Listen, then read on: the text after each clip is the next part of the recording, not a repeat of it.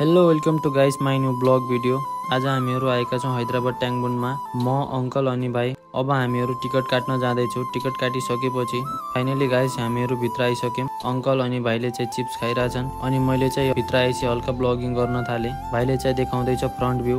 त्यसपछि अंकल म भाइ चाहिँ कुरा गर्दै अगाडि बढ्दै र मैले चाहिँ चस्मा लगाएर अहिले साइन मार्दिएको थिएँ। भाइले चाहिँ फोटो खिच्न पोज दिँदै थियो अनि अब हामीहरू चाहिँ पर देखिएको मस्जिदमा जाँदैछौँ। यता मेरो भाइ चाहिँ गाउँबाट आएको 4 दिन भयो र यता अंकल भाइले चाहिँ चिप्स बोकेर हिँडिरहेछन्। अहिले हामीहरू जाँदैछौँ। त्यहाँ पुगेपछि फ्रन्ट भ्यू देखाउने छु र ब्लग भिडियो कस्तो लाग्छ हेरेर माया गरिदिनु होला। त्यहाँ जाने बाटो कस्तो सफा राखेको हेर्नु होला। केटाहरूले गेट बाहिर किनेको चिप्स अहिलेसम्म खाइरहेछन्। त्यसपछि हामीहरू चाहिँ हल्का मजाक मस्ती गर्दै अगाडि जान थाल्यौँ। फाइनली गाइस 15 मिनट हिँडेपछि हामीहरू यता पुगिसक्यौँ। यो चाहिँ हैदराबाद भित्रको ट्याङ्गबुन गार्डन हो। यहाँ वाटर पुल पनि रहेछ र कसैले आउनु छ भने ट्याङ्गबुन गार्डन आउनु होला।